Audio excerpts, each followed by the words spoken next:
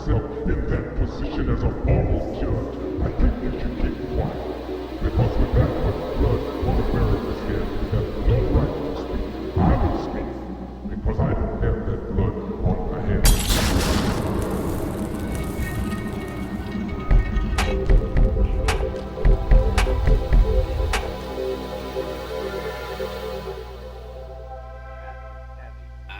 Alright, everybody, we are getting started for episode 3 of the Average Canadian Tie. I am pretty excited for this episode because we are getting closer to February, where everything actually starts to hit the fan and really get to the stuff that I've been working so hard on. For all you guys that I've been doing and looking at all the little details that I've been sharing behind the scenes before I get my domain name put up and everything, because I have not fully shared everything before the domain name yet. Although actually, if you go to my link tree that I've posted up, you can get access to the homepage. But regardless, I haven't really pushed too much in the marketing side of things. So for the public, there's probably not a heck of a lot of knowledge on what I've been doing behind the scenes. But my website is doing fantastic. All of that has been designed by hand by me through Notepad. As I've been using ChatGPT to teach myself some programming. I've picked up on some CSS, some JavaScript, HTML, Python, PHP, SQL. I'm doing all of it. I got a project right now on Python that I'm working on, which is basically trying to take it so I can extract a long screenshot, like an Android screenshot, where you kind of scroll down and get like a longer version of everything that happened, and plug it in to a script, which would then, using Tesseract, which is an open source text recognition software that's available, to sort of decrypt or decipher, I suppose, the text from the image, and then put that into a document. At which point I wanted to create a language parser with Python, which would basically go through all of the text that was extracted and take out any specific individuals in the conversation and their comments, and also reorder and copy and paste all of the speakers that I would like highlighted into their own document. So if it was a conversation that was between 5 people and only 2 of them are of interest to me, I would put their 2 names in, and there would be a set of rules that would say, the name would come first above the comment, and then it would take everything from the comment and put it in front of the name, etc. So I'm trying to design that with Python right now. I've got a bunch of stuff, like I said, with the website that I'm going through, and it's just been an exciting time. I wake up at 10 a.m. sometimes, and then I'm up until 4 or 5 in the morning without even realizing. The time just flies while I'm working on these projects. So I hope you guys enjoy it one way or the other. I've been working really hard, and so I'm just going to jump right into today's content a little bit. Actually, interestingly speaking, I mentioned the screenshot idea, being able to disseminate the information from screenshots, and I wanted to do that for this episode, actually, guys, because I had a conversation online that I wanted to sort of disseminate for the radio show or the podcast show here today. Interestingly, this will be somewhat of a preview for what's to come in February, as in the Philosopher Stone segment, I believe there is a segment called Social Clusterschmuks, which I plan on doing, which is kind of an analysis of social sort of debates and conflict online, whether it's my own conflict or one that's been sort of pointed out by others, ultimately that kind of stuff, and to expand on the points involved in this cluster schmuck, and perhaps delve into any particular sort of philosophical analysis of what is being said in this there cluster schmuck. Having said that, back to the cluster schmuck. We had an interaction which was on a page that I'm a member of. I believe it was the Order of the Pen, and a gentleman went on an analysis of Nietzsche's master and slave morality, ultimately pinning it down to the rich and the powerful have master morality, where their morality is based on maximum pleasure across society, innovation, and all these kinds of things, and they don't really look at the sort of small falling through the crack bits because they're more focused on the overarching picture.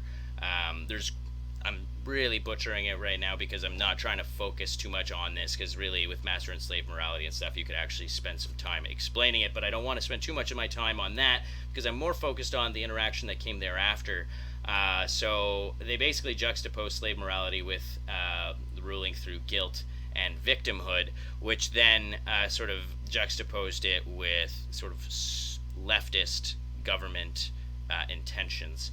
And the girl that I was debating with, which by the way I have permission to mention all of this and talk about it from her, was Crickle Coppernot. I don't think that's a real name, but regardless, we had a big debate and it lasted like over 100 comments long in the thread. I know there was other people involved in the situation, but most of it was us. And so she referred to hierarchy as inherently a right-wing thing. And now I realize that there is a contextual part of history that sort of contextualizes right wing as hierarchy and left wing as non-hierarchy, as we have anarchy and that kind of stuff. But anarchy, I'm going to argue here, is not fundamentally left wing. It's strictly a north-south sort of philosophy of, do I want to be ruled or do I not want to be ruled? And from there, if you sort of leave out how you want the economy to work, that's up to you. But left and right exists when it comes to economics. Now when it comes down to it, I really will also say that left and right is a false dichotomy. It's a way that it basically forces you into thinking black and white about a picture that isn't black and white, when really there are such weird mixes of ideological ideas that can exist. And the way that history has contextualized itself in our minds has created such a picture where, because it happened that way, we can't envision that it would have happened any other way. So that's just the way. When it's not really the way, it's a way, and it could have happened a million other ways. And if it had happened a million other ways, we would have been interpreting this information in a million other ways as well.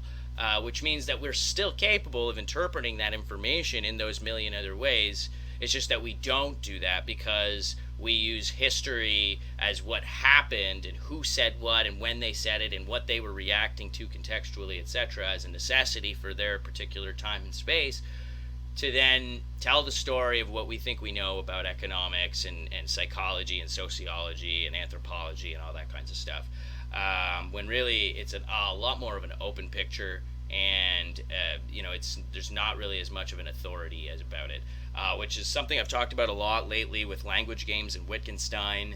And you can kind of generate a way of talking about words that comes from a specific context and thus gives specific meaning to those words, but in the end, the words have the meaning that the speaker gave to them, not the ones that they're not codified in a place. All of the different sort of meanings of words, apart from dictionaries, I know everybody's going to say dictionaries, but they're not codified where every time somebody uses a word, what it means exactly in terms of ideological philosophy, etc., etc. You really have to listen to the contextual expression of the person, because this person is using a word to convey an idea inside their mind that may be abstract. It may not have ever been expressed as far as they can tell, and so they're trying to express a new idea in a way that they haven't heard before or seen before, so they're using what words they have available to get across certain sort of shades or color or character of the meaning that they're trying to say, so that way you can take the flavor of the words they're using but then put it in context of the other words they're using to generate the meaning they're trying to convey, which is where paraphrasing is really handy, because if you don't understand, repeating back to the person in your own words what you think they mean, that's going to help them say, well, no, I see where you got what I was saying wrong here, and they can elaborate. And in fact, maybe the way that you contextualize their words with your own perspective may help them realize, oh, hey, you know what, I can think of it this way or that way. Anyways, the whole point that I got into this was in regards to master and slave morality and interpretation of information, and her saying that hierarchy is right wing. And when it comes down to it, we live in a world that is hierarchical, which is to say that we have federal governments, republic governments, we have, it's hierarchical. Your workplaces are hierarchical, etc., etc., etc. And within that paradigm, there is left-wing thought. So to say that hierarchy is inherently right-wing is erroneous, I would say. I would say that there are just many different ways of looking at how to organize society, and there are right and left-wing ways of looking at society in a hierarchy way and a non-hierarchy way. Now, when it comes to right-wing ways, non-hierarchy, at the end of the day, this is something that's outside of the scope of what I'm talking about right now, because I already have a plea plan for this particular episode. But I encourage anybody to help me elaborate on that later on and keep me honest on it, because I certainly actually do intend on exploring the idea eventually. It's just right now I would actually have to spend some quiet time thinking about it, writing, reading, and I don't have time for that. I'm in the middle of recording. So anyways, point is, I put out a hypothetical scenario for this lady. I said, look, okay, she said, look, there's a hunter-gatherer society, they're all egalitarian, they don't have hierarchy, hierarchy isn't necessary, there's no such thing as hierarchy. And I said, look, hierarchy is inevitable, and it begins with expertise. And she said, well, no, because hunter-gatherers, they don't care if you're the guy who gets the most food or what, you're all the same. And I said, well, sure, that's fair. And, when you're in a closed system and it's small and you don't have to bring it to scale, it's very easy to do that. But let's introduce a hypothetical scenario and say a neighboring tribe that they never heard of or who never heard of them suddenly stumbles upon their village, and they're more brusque, more brutal. They're more the type of people, maybe they had more narcissists or Machiavellians in their society, and they became more violent. And so these folks stumble upon them and they say, look, hey, we're going to take 10 of your people and they're going to be ours now. We're taking them back to our village and they're going to work for us from now on. Okay? If you don't pick 10, we're going to massacre your whole village and kill all of you. Now, in this situation, they're being given the option to choose which 10 people have to go. And I will certainly insist that they're not going to pick their best builder. They're not going to pick their best shaman who, helps them deal with whatever emotional ailments or issues that they're having, or sickly issues. They're not going to pick their best hunter who brings the most food, and they're not going to pick their women because they bring children. And why is that? Because of the prospect that those people present to the survival of their community after they lose these 10 people. After this new traumatic event impacted their society, they're going to need to be able to pick back up and move forward, and they won't be able to do that if they're lacking their best builders, and they're lacking their best leaders, and they're lacking their best emotional sort of shamans, especially after going through such a traumatic time. They're going to have a very hard time if they get rid of their best people. So as a group, they will keep or focus on trying to keep, sociologically speaking, it will be an ingrained aspect of them to preserve the survivability of their community. And that is the essence of where hierarchy comes from. because people defer to expertise. We need the people who are good at doing the things so our community can continue to thrive, and so that they can teach others how to do those things so that we do not in turn languish. And so this is where my argument sits, is that in the end, the evolution of the state comes from that. Agriculture comes and it becomes more complicated, and scale gets involved where you now need to manage a greater number of population, and the egalitarianism just becomes a lot more hard to manage. So in the end, I do not see hierarchy as a right-wing idea, and anybody who says that it is, in my personal opinion, is operating from a language game. That analysis is not incorrect in terms of what they're noting about it, but does not diagnose it as at the severity level of what it should mean, or how critical it is to pay attention to. It's, yes, something to pay attention to, but by the same token, like, there are more important and broader patterns involved here that we need to pay attention to. So, in any case, moving forward from that, that was just a little of a sample of what you might get out of the Philosopher Stoned, which is part of what I wanted to do with some of these episodes, is give you guys an idea of what you're getting from the podcasts, or the various podcasts. And it's great that I was having these debates on Facebook, because that's actually a great backdrop for the creation of this podcast. I'm doing all this hard work on the computer, and I'm getting all this stuff done, and in the breaks that I have, I get to pop on social media and have a quick debate, which is interesting because it's a very intellectually stimulating process, but it is not tiresome. I'm mentally tired from the code and the programming and the syntax, but the debate and the intellectuality is not tiring whatsoever, so that's nice. Otherwise, I do a little bit of Clash Royale, which is my game on my phone that I play. I've played for 5 years or more. I want to say 6 years at this point. And also ChatGPT. I do a lot of ChatGPT, and that's learning. Honestly, it's interesting here with this ChatGPT thing, because I think technology as a whole has two capacities for a human. It has the capacity to make them lethargic and uninspired and not very productive, and then it has the complete opposite property as well, where a person uses it as a tool to enhance their already creative skills. It enables something that they were unable to do before, and thus unlocks an ambition, and it can do all of these things. And so when it comes to AI, I feel like actually this is going to do that in such a 100-fold way more than what it has been before with Facebook and social media and algorithms, because it enables, just your average Joe to produce something that is relatively intellectually stimulating.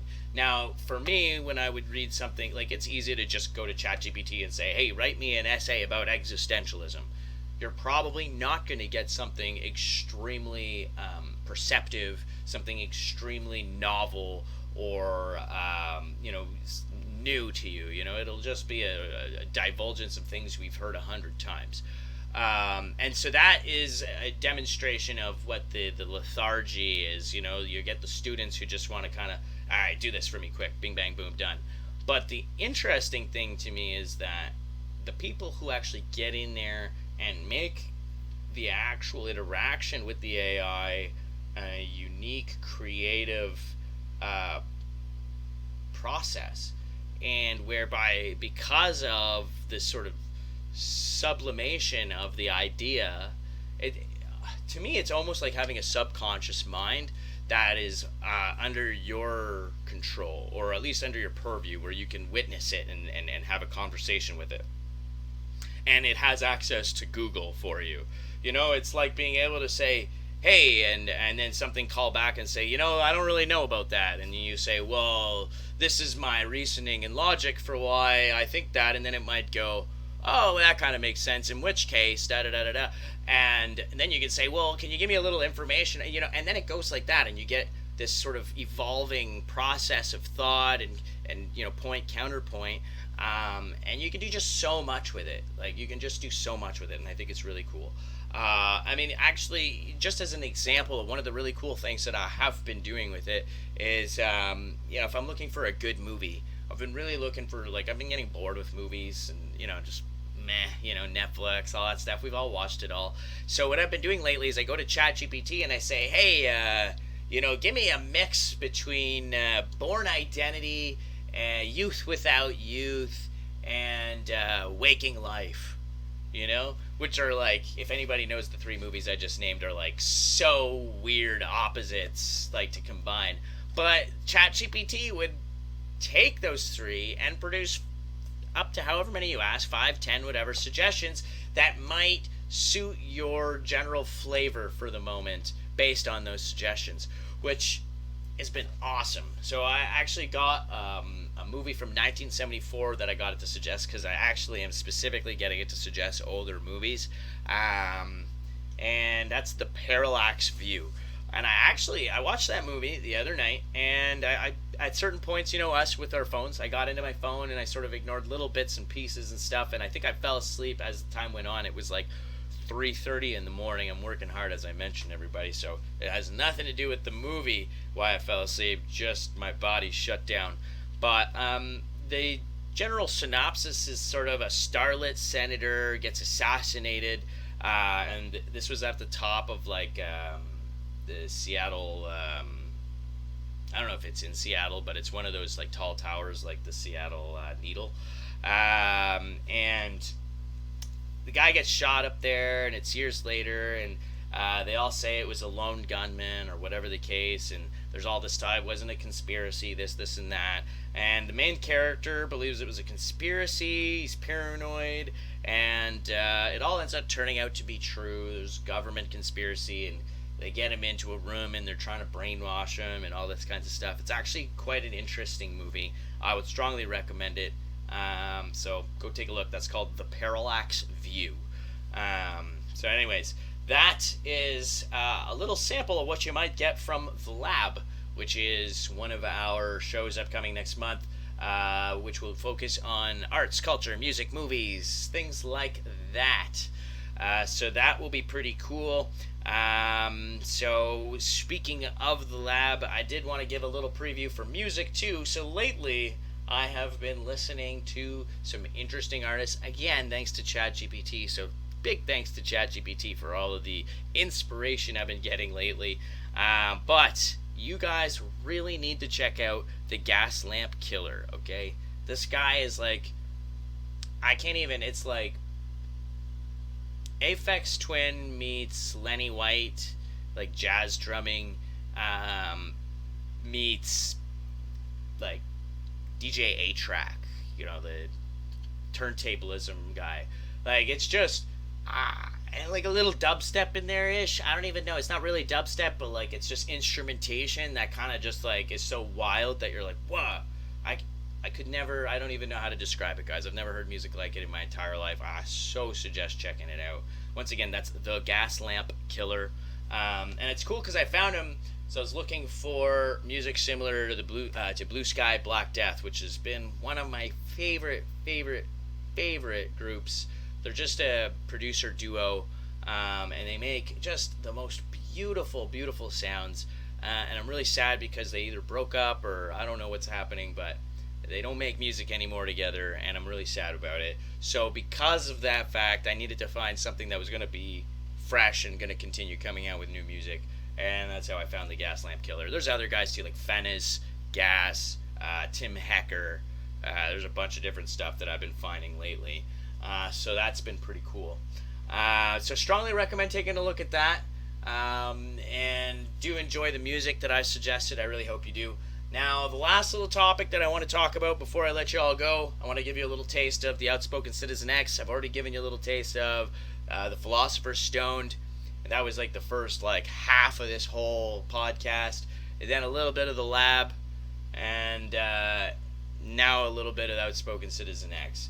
So at the end of the day, I've been talking a lot lately. Outspoken Citizen X is going to be politics. more or less politics, local politics, political issues, political commentary. Anything gets too deep philosophically, we'll talk a little bit about the political side of things, and we'll throw that over to the Philosopher's Stone. I feel like Philosopher's Stone is going to be pretty busy, but in any case, what I want to talk about today is the teacher strike and funding for schools. Now, the teacher strike is over, which is fine, but I want to talk about innovation in society and a society that stagnates. And I want to mention a quote that's been a theme lately by Jiddu Krishnamurti, which goes, "It is no mark of health or measure of health to be profoundly adjusted, or to be adjusted, it is no mark of health or measure of health to be well adjusted to a profoundly sick society." My apologies. Again, Jiddu Krishnamurti. And so what I'm using that to say is ultimately that society today, we can all acknowledge, is pretty sick. There's a lot wrong with it, and we could improve it in a lot of ways, and we want to improve it. Well, one of the main things that we see as a problem in languishing in the West is education levels as compared to other countries. And so needing to make changes to our education is a big and fundamental deal. And keeping it the way that it is strictly for the sort of nostalgia, or like it's always been this way, or if you change it so much, it's just going to be so traumatic to me. That's not, I'm sorry, it just doesn't matter anymore. Like, I don't mean to be uncompassionate, but at the end of the day, we need to think about education in a better way. And the school systems are failing our kids. And the free market is a way better place to decide what product is the best. You know, at the end of the day, we are being chosen what school our children can go to, or we have to be rich enough to choose for ourselves. And public funding only going to a public school or Catholic, to me, is a little crazy, especially considering the separation of church and state that was supposed to have happened many years ago. Unless you're an anti-disestablishmentarianist, you know, at the end of the day, we want the church, the state, apart. Correct? Yes. So why is the Catholic School Board the only religious school board funded in Canada? I am not anti-Christian. I am not anti any particular religion. But if we're supposed to be conveying the fact that we are a free democratic country, that shouldn't be the case. What I have always proposed, and it's interesting because it seems to be what is coming to light, and people seem to be thinking about it in the public sphere now, which always tends to be the case. I think it thinks 10 years before they become what is. I always said that the money that is supposed to be spent on your child's education, so the money that goes to the Catholic school board or the public school board whenever you enroll, should be put into a public account where a parent or parents have a contact with the government, social worker, or whatever, who helps them choose their child's education path. This would give parents access to many different schools. They could choose a Waldorf school, a Montessori school, the traditional public school, the Catholic school, the Muslim school, a Buddhist school. Whichever the case may be, they could be created and parents could choose, which would create a market where, as an educator, you have to be good at educating because parents will put your kids into your school at that point. So, think about it that way, folks. We want our kids to be educated and we want them to be smart. Let's do it, guys. Stop locking them into this crappy education system. Let's finally be open to something new and innovating and changing as a society. Alright, Average Canadian Tie out.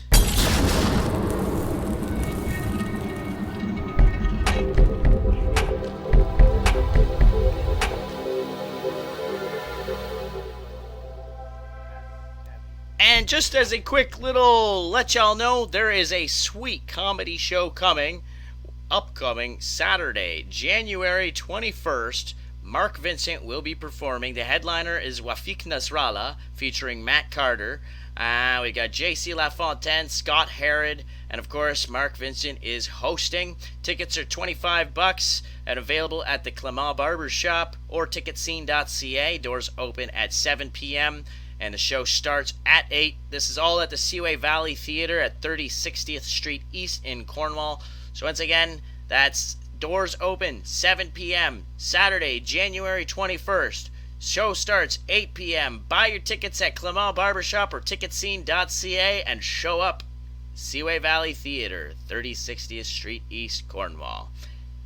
All right, guys, enjoy the rest of your day and take care.